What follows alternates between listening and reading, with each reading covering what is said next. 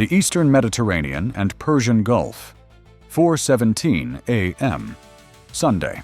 72 hours earlier, a joint U.S.-Israeli air operation had engaged 8 Iranian nuclear facilities in a coordinated strike sequence that had been in planning for 11 months. The operation had been triggered by a specific intelligence finding. Enrichment activity at Fordo had reached a threshold that the intelligence community assessed, with high confidence, represented weapons-grade material being produced at a rate inconsistent with any declared civilian program. The finding had been briefed to the President, to the National Security Council, and to Israel's cabinet. The decision had been made. The operation had been executed. The facilities had been engaged. The strike had not ended Iran's nuclear program. It had set it back by an estimated 3 to 5 years, according to the post-strike damage assessment.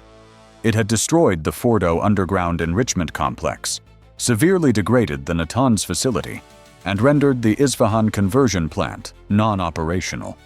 What it had also done, with mathematical certainty, was trigger the contingency plan the IRGC had maintained since 2006 for exactly this scenario. The contingency plan had a name. In Persian, it translated, approximately, as the final argument. Its existence had been known to U.S. and Israeli intelligence for 7 years. Its scope had been estimated, debated, and war-gamed repeatedly. The estimates had ranged from ambitious to catastrophic, depending on whose assessment you read and when. At 4:17 a.m. on Sunday morning, the final argument was no longer an estimate. The IRGC Aerospace Force launched from positions across 6 provinces simultaneously. From Kermanshah and Ilam in the west, 61 Shahab-3 and Emad ballistic missiles on trajectories toward Israeli territory. Flight time to Tel Aviv, approximately 11 minutes. From Isfahan and Yazd in the Central Plateau, 44 Zolfaghar precision ballistic missiles, their CEP of under 10 meters, making them the IRGC's most accurate conventional ballistic weapon. Targeted at Al Udeid Air Base in Qatar and Al Dhafra in the UAE. From Loristan and Khuzestan provinces, 38 Fateh 313 solid fuel missiles aimed at U.S. military infrastructure in Kuwait and northern Saudi Arabia. And from 17 distributed coastal positions along the Gulf and Arabian Sea coastline, 52 Hoveyzeh ground-launched cruise missiles on sea-skimming and terrain-following profiles toward the carrier strike group operating in the northern Arabian Sea. 195 weapons, 4 target complexes, 3 countries, 1 simultaneous launch window of 61 seconds. The IRGC's operational logic was not revenge in the emotional sense. It was deterrence restoration through demonstrated consequence. The nuclear strikes had removed Iran's primary strategic leverage, its proximity to weapons capability, and had done so without triggering the response that Iranian planners had long argued would deter such an operation. The final argument was designed to impose costs severe enough that no future administration would consider a repeat strike without facing the certainty of this response. It was designed to be remembered, to become the number in every future briefing room when the question of striking Iran was raised. 195 weapons was the number. The IRGC wanted it to land. The space-based infrared system registered the first Kermanshah launches at 4:17 a.m. The 61-second launch window meant that Espers was still processing the Kermanshah cluster when the Isfahan launches began, and still correlating the Isfahan tracks when the Loristan batteries fired. The Espers operator at Buckley Space Force Base processed 4 simultaneous launch clusters in 62 seconds, initiating the alert sequence at 4:17 a.m. and transmitting correlated track data before the final Hoveyzeh cruise missiles had cleared their launchers. Alert reached CENTCOM, EUCOM, the Israeli Defense Forces, and the carrier flag bridge simultaneously. The IDF alert reached the Arrow Systems command network at 4:17 a.m.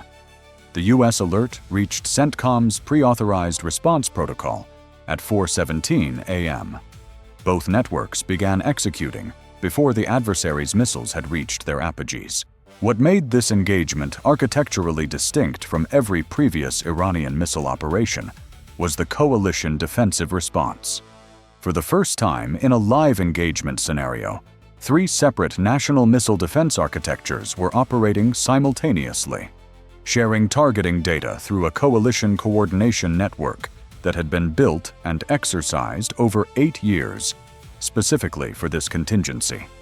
The Israeli Arrow-3 system, designed for exo-atmospheric intercept of ballistic missiles above the atmosphere, was the first engagement layer for the Shahab-3 and Emad missiles targeting Israel.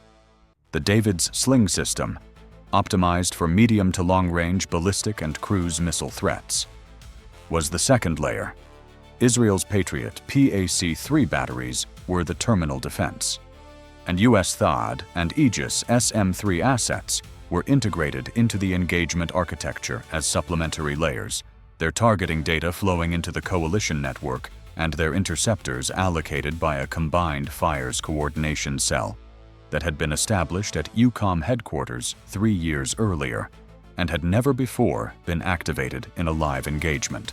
At 4:20 a.m., 3 minutes after the first launches, Arrow-3 batteries at Palmakim and Tel Aviv fired their first intercept salvo against the Shahab-3 and Emad warheads approaching Israeli airspace. The Arrow-3 engages above the atmosphere, its kinetic intercept vehicles closing on ballistic warheads at altitudes of 100 kilometers and above, in the upper reaches of the engagement envelope, where the warheads are still predictably tracking their ballistic arcs and where the intercept geometry is most favorable. 22 Arrow-3 launches in the first salvo. 17 achieved intercept. 5 Shahab-3 and Emad warheads survived the Arrow-3 layer and began their terminal descent. The Combined Fires Coordination Cell at EUCOM distributed the 5 surviving tracks to the David Sling batteries at 4:21 a.m. David's Sling, the stunner interceptor system, is designed for exactly this handoff scenario. Threats that have survived upper-tier intercept and are descending into the medium-altitude engagement envelope. 3 David Sling batteries engaged simultaneously. 4 of the 5 surviving warheads were intercepted. The 5th, a Emad re-entry vehicle demonstrating late-phase maneuvering that had degraded the David Sling Seeker's tracking solution, survived to Patriot PAC-3 engagement range. PAC-3 batteries at 3 locations around the Tel Aviv metropolitan area engaged the Emad at 4:23 a.m. 2 interceptors launched, both guided. The warhead was neutralized at 14 kilometers altitude and 22 kilometers from the city perimeter. Debris from the intercept scattered across an unpopulated area southeast of the city. No surface impacts. No injuries. The coalition network had engaged 61 ballistic missiles targeting Israel and neutralized all 61 across 3 distinct defensive layers. The engagement had taken 6 minutes from first Arrow-3 launch to final PAC-3 intercept. 6 minutes. The network that had been built, exercised, and integrated over 8 years had functioned as designed on its first operational activation. The U.S. targeted thread was running simultaneously. 44 Zolfaghar missiles aimed at Udeid and Al Dhafra. The Zolfaghar's precision, a circular error probable under 10 meters, made it a qualitatively different threat from the Shahab-3 and Emad batteries. A Shahab-3, with a 200-meter CEP, required saturation volume to achieve runway damage. A Zolfaghar required precision delivery of a small number of warheads. The IRGC had allocated 26 Zolfaghar missiles to Udeid and 18 to Al Dhafra, a distribution calculated to saturate each base's PAC-3 MSE battery-ready load, while delivering warheads with sufficient accuracy to engage specific infrastructure aim points. The THAAD battery at Al Udeid and the THAAD battery at Al Dhafra had been at elevated readiness since the nuclear strike 72 hours earlier. Both batteries were at full ready load. SM-3 Block 2A from 2 Aegis destroyers operating in the Gulf had been pre-positioned to provide mid-course intercept coverage against Zolfaghar trajectories from the Isfahan-Yazd corridor. 14 SM-3 launches beginning at 4:21 a.m. 11 intercepts. 3 Zolfaghar warheads survived to THAAD engagement range over Al-Udeid. THAAD intercepted all 3. At Al Dhafra, 4 Zolfaghar warheads survived SM-3. THAAD engaged all 4. 3 intercepted. 1 Zolfaghar warhead, the precision weapon the IRGC had allocated as its most accurate asset, survived the THAAD engagement because the warhead had executed a terminal maneuvering sequence that degraded the THAAD intercept solution. The THAAD battery launched a second interceptor. It missed. The warhead reached PAC-3 MSE range. 2 PAC-3 MSE interceptors launched, both guided. The Zolfaghar warhead was neutralized at 7 kilometers altitude. A debris fragment from the high-altitude detonation impacted a vehicle staging area on Al Dhafra's perimeter. No personnel were present. Minor surface damage to paved area. The 38 Fateh 313 missiles targeting U.S. installations in Kuwait and northern Saudi Arabia were engaged by PAC-3 MSE batteries at those installations and by SM-6 from U.S. surface combatants in the northern Gulf. 33 intercepted. 5 reached terminal phase. 3 neutralized by close-range PAC-3 MSE. 2 impacted within base perimeters in Kuwait, both in unoccupied areas, both producing craters, both bases declaring their primary runways operational within 40 minutes of impact. 4 U.S. personnel sustained minor fragment injuries from secondary debris at 1 Kuwait installation. All 4 treated and returned to duty. The 52 Hoveyzeh cruise missiles targeting the carrier strike group in the Arabian Sea were the final engagement thread. The carrier group's defensive architecture, SM-6, CRAM, CIWS, and carrier air-wing aircraft already airborne on elevated combat air patrol, engaged the Hoveyzeh salvo as it crossed into the group's outer defensive zone. The engagement ran from 4:24 a.m. to 4:39 a.m. 47 of 52 Hoveyzeh missiles were intercepted. 5 reached the carrier group's close-in defensive zone. 3 were neutralized by CRAM. 2 were neutralized by CIWS at ranges of 1.1 and 0.8 kilometers. Fragments from the 0.8 kilometer detonation impacted the carrier's port-side antenna structure. 1 EA-18G Growler aircraft, parked on the carrier's deck, was struck by fragment debris and sustained damage to its electronic attack pod and 1 wing surface panel. The aircraft was assessed as repairable within 16 hours. No personnel on the flight deck were injured. The carrier's air operations continued without interruption. By 4:41 a.m., 24 minutes after the first IRGC launches, the adversary's 195 weapon salvo had been addressed across 4 defensive architectures operating in 3 countries. Of 195 weapons launched, 185 intercepted. 10 achieved some form of effect. 2 base perimeter impacts in Kuwait, 1 Al Dhafra vehicle area fragment impact, 1 carrier antenna damage, 2 carrier CIWS close-range detonation fragment impacts, 1 EA-18G aircraft damage, and 3 near-perimeter water or ground impacts from partially guided warheads. U.S. and Israeli installations rendered non-operational, 0. U.S. personnel with serious injuries, 0. Israeli territory with surface impacts, 0. In the CENTCOM command center and at EUCOM simultaneously, the counter-operation that had been running since 4:17 a.m. received full activation authority at 4:42 a.m. The designation, Iron Covenant, a deliberate naming choice that reflected the coalition nature of both the defensive response and the counter-operation that followed. 163 aim points across 98 Iranian military installations. IRGC Aerospace Force launch infrastructure across 6 provinces. Air defense networks, command bunkers, naval facilities at Bandar Abbas and Jask. and the reconstituted elements of IRGC missile production infrastructure that had been assessed as partially surviving the original nuclear-related strike operation 72 hours earlier. SAR. 6 B-2 Spirit bombers, the largest single B-2 package assembled in a live operation, had been airborne from Whiteman Air Force Base and Diego Garcia since the nuclear strike operation 72 hours earlier. They had been holding in extended patrol orbits, preloaded with strike packages that anticipated exactly the response they were now being tasked to execute. At 4:42 a.m., all 6 received Iron Covenant targeting data.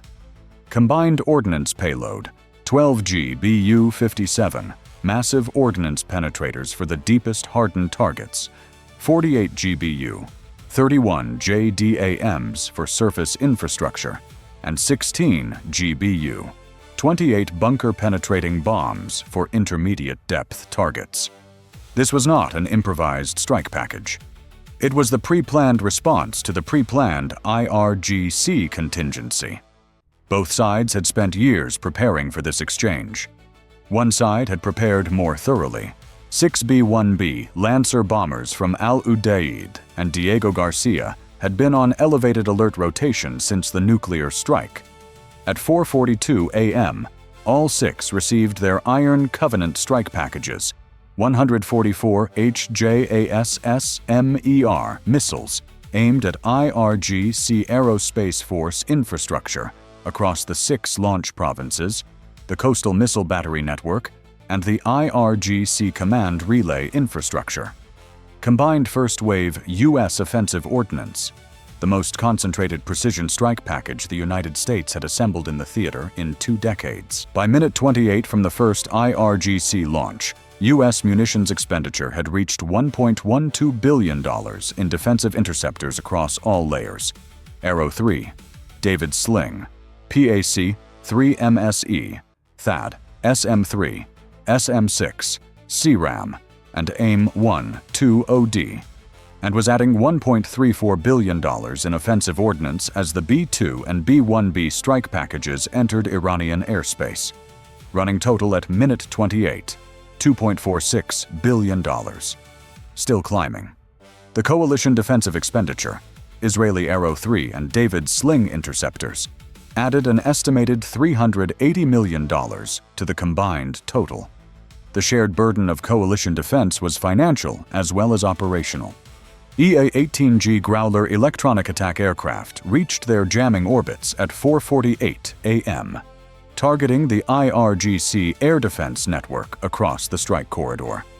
The network had already been significantly degraded in the nuclear strike operation 72 hours earlier. What remained was a patchwork of surviving radar systems and SAM batteries operating with reduced command connectivity. The Growler jamming reduced that patchwork further, extending the degradation from disrupted to effectively non-functional across 70% of the assessed coverage area. U.S. Cybercom had been executing pre-positioned intrusion operations against IRGC command software since 4:22 a.m., 5 minutes after the IRGC launch, operating under pre-authorized engagement protocols. The communication links between IRGC Aerospace Force headquarters and surviving regional commands began experiencing progressive latency degradation by 4:35 a.m. By 4:51 a.m., the latency had reached the point where operational guidance from headquarters was arriving at regional command posts in a form that could not be acted upon within the relevant decision windows. The B-2 first weapon impacts occurred at 5:03 a.m. The IRGC Aerospace Force Command Bunker Complex in the Alborz Range, the facility from which the final argument's launch coordination had been managed, received 2 GBU-57 massive ordnance penetrators in sequence at 5:03 a.m. The facility had been 58 meters underground. The first MOP penetrated 54 meters before detonating. The second, released 12 seconds later, targeted the same facility. Seismographs across northern Iran registered a 3.2 magnitude event. The coordination facility that had managed the most ambitious IRGC launch operation in the force's history ceased to function as a command node at 5:03 a.m. The JASSM-ER engagement of IRGC launch infrastructure across the 6 provinces ran from 5:07 a.m. to 5:34 a.m. Kermanshah Province, where the Shahab-3 and Emad batteries that had targeted Israel had launched, received precision engagement of 23 aim points covering launch vehicle infrastructure, reload storage, survey equipment, and fuel storage. The mobile launchers had displaced. Their support infrastructure had not. Isfahan and Yazd Province Zolfaghar infrastructure received engagement across 19 aim points. Loristan and Khuzestan Fateh 313 infrastructure across 16 aim points. Coastal missile battery infrastructure along the Gulf and Arabian Sea coastline across 27 aim points. Each engagement logged, tracked, and confirmed against the Iron Covenant aim point matrix. The adversary's reserve contingency emerged at 5:11 a.m. A separate IRGC missile battalion in Fars province, not part of the original final argument launch package, maintained as a strategic reserve specifically because Fars province had been assessed by Iranian planners as outside the likely U.S. first strike targeting corridor, had been monitoring the engagement via encrypted communications since 4:17 a.m. The battalion commander received a fragmentary message at 5:08 a.m. from a surviving IRGC command node, indicating that the final argument had not achieved its assessed objectives and that the reserve was authorized to engage. He ordered launch preparation for his 20 Shahab-3 and Emad missiles at 5:11 a.m. Preparation time: 28 minutes for the liquid-fueled Shahab-3S in the battery. An RQ-4 Global Hawk had been orbiting Fars province at 62,000 feet since 3:45 a.m. as part of the elevated reconnaissance posture maintained since the nuclear strike. Its sensor feed, showing the Fars reserve battery activating, reached the Iron Covenant targeting coordinator at 5:13 a.m. The battery was not in the original Iron Covenant target list. It became aim point 164 at 5:14 a.m. 8 JASSM-ER missiles from a B-1B that had completed its initial Kermanshah strike package were retasked via data link. 6 of the 8 received updated coordinates before their retasking windows closed. The 6 retasked JASSM-ERs reached the Fars reserve battery at 5:29 a.m. The Shahab-3 launchers were at 18 minutes into their 28-minute preparation cycle, 10 minutes from first launch readiness. The impacts at 5:29 a.m. disabled the battery's command infrastructure and 4 of the launchers. The remaining 16 launchers were intact, but had lost command authority. They did not launch. 2 additional JASSM-ERs arrived at 5:32 a.m., confirming the battery's neutralization. At 5:41 a.m., the IRGC Aerospace Forces command structure reached a level of degradation that prevented any coordinated operational response. The command bunker in the Alborz had been neutralized. Regional commands were operating on fragmentary encrypted voice radio with response times measured in tens of minutes. The surviving launch infrastructure across the 6 provinces had been engaged at the support level. Mobile launchers intact, their supply chains severed, their command connectivity disrupted, their reload capability eliminated for the medium term. What remained of the IRGC Aerospace Force existed as a collection of mobile vehicles and isolated personnel. It no longer existed as an operational force.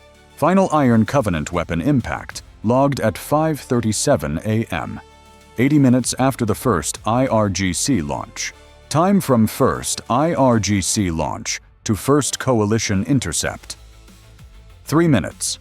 Time from detection to counter-operation activation: 25 minutes. Time from first launch to final U.S. weapon impact: 80 minutes. IRGC weapons launched: 195. Intercepted by coalition: 185, 94.9%. Achieving effect: 10, 5.1%. 2 Kuwait base perimeter impacts: 1 Al Dhafra fragment impact: 1 carrier antenna damage, 1 EA-18G aircraft damage, 2 Kuwait personnel minor injuries, and 4 additional near-perimeter impacts. U.S. and Israeli installations rendered non-operational, 0. Serious injuries, 0. Coalition defensive engagement.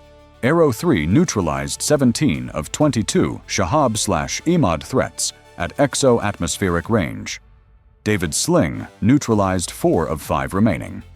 PAC-3 MSE completed the final intercept over Israeli territory. 0 surface impacts on Israeli territory. Iron Covenant aim points engaged. 163. Confirmed neutralized. 141 of 163. 86.5%. IRGC Aerospace Force launch infrastructure across 6 provinces. Assessed 83% below operational threshold. IRGC Primary Command Complex, non-functional. Coastal Missile Battery Network, 7 of 9 battery positions engaged. IRGC Fairs Reserve Battery, neutralized before launch completion. U.S. and coalition munitions expended combined, $2.84 billion. IRGC and Iranian military infrastructure replacement value assessed lost, $13.2 to $16.8 billion. Exchange ratio, approximately 1 to 5.1. The final argument had been built on a calculation that cost imposition at scale would deter future strikes against Iranian nuclear infrastructure. The calculation contained a logical structure that was not irrational. Demonstrated consequences do shape future decisions. What the calculation had not modeled with sufficient fidelity was the coalition's integrated defensive depth. The 195-weapon salvo had been designed against a U.S.-only defensive architecture. It had encountered a 3-nation integrated system in which Israeli Arrow-3, David Sling, and Patriot were functioning as the first 3 layers against the Israel-targeted thread before any U.S. asset had fired a single interceptor. The coalition's combined defensive inventory exceeded any individual national capacity. By a margin, the IRGC's planning had not adequately assessed. The final argument had been the IRGC's most ambitious conventional military operation. Its objective had been to impose costs that would be remembered. The costs it imposed were 2 runway craters in Kuwait, repaired within 40 hours, 1 damaged EA-18G aircraft, and 4 personnel injuries that resolved without hospitalization. The costs it received were $2.84 billion in coalition munitions expenditure, 80 minutes of operational engagement across 4 countries, and the near-comprehensive dismantling of the IRGC Aerospace Force's conventional strike infrastructure. The argument had been made. The answer had been 80 minutes long. The mathematics of the exchange would appear in every future briefing room when the question was raised. That had been the intention. The number in those briefing rooms was not the one the IRGC had intended to place there.